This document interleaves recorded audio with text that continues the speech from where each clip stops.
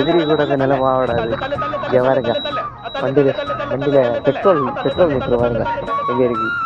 இதை நம்பி நான் அங்கிட்டு கூட குளத்துலேருந்து இங்கே திசைமலைக்கு வந்தேன். நல்லா விடுத்த பாதி தூரத்தில் வச்சு பெட்ரோல் தீர்ந்துட்டு, ஆனால் பெட்ரோல் மீட்ரு நம்பி தான் வந்தேன். இப்போ நான் தெரிஞ்சிருந்தேன் அங்கிட்டே பெட்ரோல் 200 போட்டிருப்பேன். இது தெரியாமல் வந்து சுற்றி பாருங்க எப்படி இருக்கு. சைலண்டாக உங்களுக்கு தெரிய விட இல்லை, அவ்வளோ இருக்கு. அப்படிதான் இருக்கு, நிறையா இருக்குது. நான் இது எக்ஸ்பெக்ட் பண்ணக்கூட இல்லை. ஒரு சார்ஜருக்காக நான் பாடி கேட்கலாம். சார்ஜர் புதுசு வாங்க வேண்டியதானே, வெறும் ஒரு 3 நாளத்தை வேண்டி ஒரு புதிய சார்ஜர் 400 கொடுத்து வாங்கணுமா? நியாயமா இது? அதனால சரி சார்ஜரு வாங்க வேண்டாம் அப்படின்ட்டு எங்கள் அப்பா வந்து திசையில நிற்கிற வேலைக்கு அங்கே போகலான்னு சொல்லிட்டு வண்டி எடுத்துகிட்டு கிளம்புனதான். சரி வந்துட்டு இருந்தேன், பெட்ரோல் மீட்ரு பார்த்தேன். ஓகே பெட்ரோல் கிடக்கு, சரி போகலாம் அப்படின்னு சொல்லிட்டு வந்துட்டு இருக்கும்போ பாதியில் வச்சு தம்பி வேலையை கட்டி விட்டான். எக்ஸ்பெக்ட் கூட பண்ணல. என்ன பிரச்சனை இல்லை, போகிற வழியில் ஒரு பெட்ரோல் பம்ப் இருந்து அதை எல்லாம் கொடுத்தவனவா க்ளோஸ் பண்ணி போட்டிருக்கானுவா. பின்னிக்கு எதுக்கு பெட்ரோல் பம்ப் வச்சிருக்கானு இருக்குது. இன்னும் எப்படியும் ஒரு 1 கிலோமீட்டர் கிட்ட தள்ளனேன்னு தான் தோணுது. அதான் இன்னைக்கு நைட்டு ஒரு சம்பவம் ஆயிடுச்சு. இப்போ டைமு கிட்டத்தட்ட ஒரு 7:30 ஆகுது. அட்லீஸ்ட் ஒரு 8:30 போயிடுவேனான்னு எனக்கு டவுட்டு தான். பார்ப்போம்.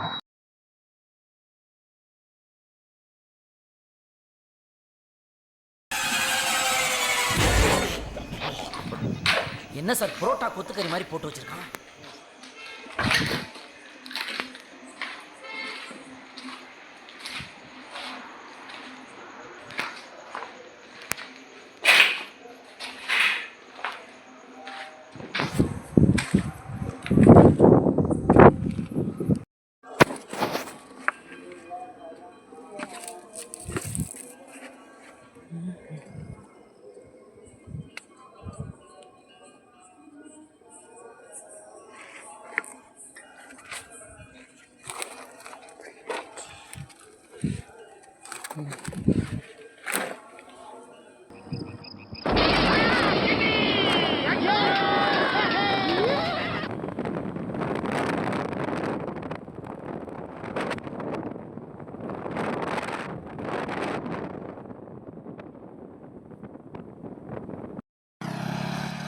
வராது.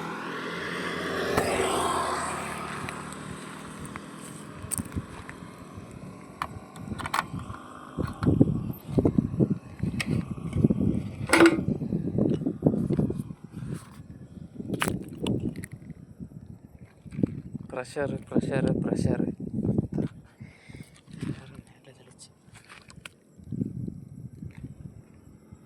சிந்தாம ஒத்து பதாய் இங்க பண்ணி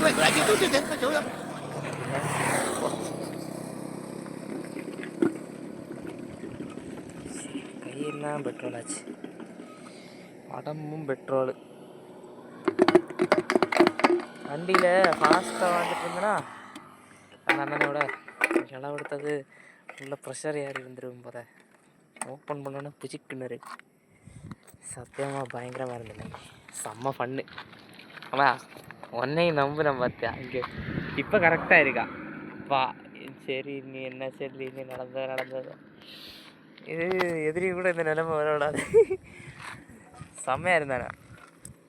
இப்போது கரெக்டாக இப்போ டைமு 8:02. கண்டிப்பாக இந்த வீடியோ வந்து அந்த அண்ணன் பார்ப்பானோ என்னவோ தெரியல. இது போல் யாருமே பண்ண மாட்டான். பெட்ரோல் போய் பெட்ரோல் கிடைக்காம பாட்டில் தேடி எடுத்து தந்து அடுத்தது திருப்பி கொண்டு விட்டுருக்கேன். அதில் நல்ல மனுஷங்களை இன்னும் இந்த உலகத்தில் இருக்கணும். இல்லைன்னா இன்னும் இந்த வீட்டில் தள்ளிகிட்டே இருந்திருப்பேன். கிட்டத்தட்ட 6 கிலோமீட்டர் கிட்டடே சரியாக இருந்து. இப்படி என்ன ரீச் ஆச்சு. ஒரே கடுப்பு. நினச்சி கூட பார்க்க முடியல இப்படிலாம் ஆகணும்னு சொல்லிட்டு.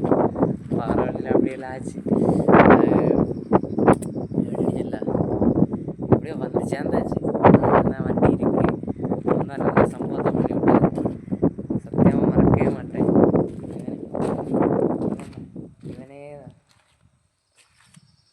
ஏன்னா எனக்கு பேர் நான் இருக்கேன்ல ஏன்னா இவன் குட்டு செல்வனுக்கு பேர். இவன் தான் எனக்கு சரியான சம்பவத்தை பண்ணி விட்டான்.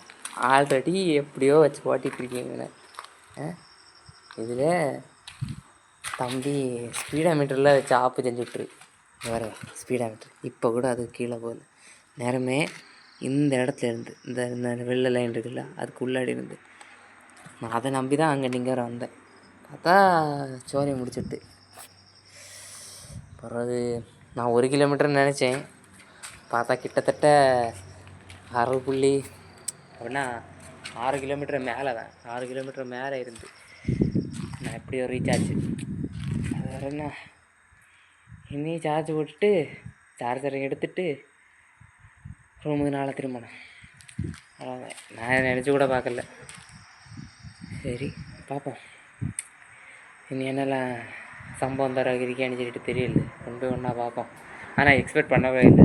வண்டி நின்ன பிறதான் இது பார்த்த பிறதான் வீடியோ சரி எடுப்போம் அப்படின்னு சொல்லிட்டு. ஆனால் உண்மை சொல்லிட்டா இது சும்மா ஃபண்ணுக்கு சொல்லின்னு நினச்சாதீங்க. உண்மையான சீரியஸான மேட்ரு.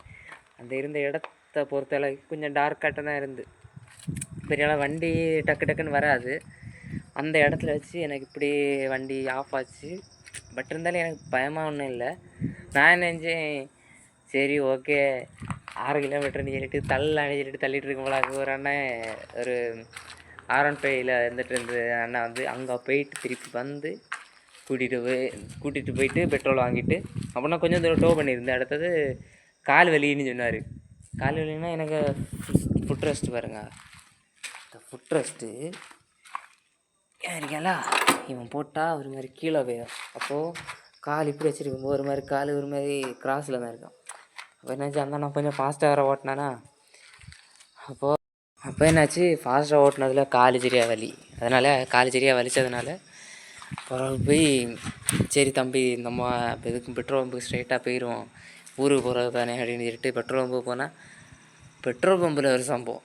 அங்கே பார்த்தா பெட்ரோல் பம்புக்கு இந்த பாட்டில் இல்லாத அடுத்த பாட்டில் தேடி எப்படி இல்லாமல் கிடச்சி. அந்த அண்ணன் இந்த வீடியோ பார்க்க வாய்ப்பு கம்மின்னு தான் நினைக்கிறேன். மேபி பார்த்தா தேங்க்ஸ் யூ. அதுபோல் நல்லா இருக்கணும். பட் என்ன சொல்ல வந்தேன்னா இப்போது எனக்கு ஓகே. ஆனால் ஏதாவது அக்கா மாதிரிக்கோ தங்கச்சி மாதிரிக்கோ இது போல் தனியாகிட்டு இப்படி போயிட்டுருக்கும்போது இப்படி ஏதாவது ஆச்சுன்னா அவனா பெட்ரோல் தீரும் சிலப்போ பிரேக் டவுன் ஆகும். அப்படியெல்லாம் இருக்கும்போது கொஞ்சம் கேள்விக்குறி தான். ஸோ முடிஞ்ச அளவுக்கு வண்டி எடுக்க முன்னாடி 1க்கு 2 தடவை செக் பண்ணி பாருங்க. அதனால் இது போல் பைக் வச்சுருக்க எல்லோரும் அந்த ஸ்பீடோ மீட்டரில் இருக்கிறத பார்க்காம வண்டியை கொஞ்சம் குலுக்கி பார்த்துட்டு இதுக்கு வண்டி எடுத்துருங்க. இல்லைன்னா இது போல் தான் தள்ள வேண்டியதாக இருக்கும். சரி கைஸ் பார்ப்போம் நெக்ஸ்ட் வீடியோவில். ஆனால் இது கண்டென்ட் ஆகுன்னு நான் நினச்சி கூட பார்க்கல. வீடியோ எடுத்தது சும்மா தான் எடுத்தேன். சரி இப்படியெல்லாம் ஆச்சுன்னு சொல்லிட்டு எடுத்து பார்த்தா இது கண்டென்ட்டாகவே மாறிட்டு. ஆனால் நிறைய விஷயம் நடந்து சரி பார்ப்போம்.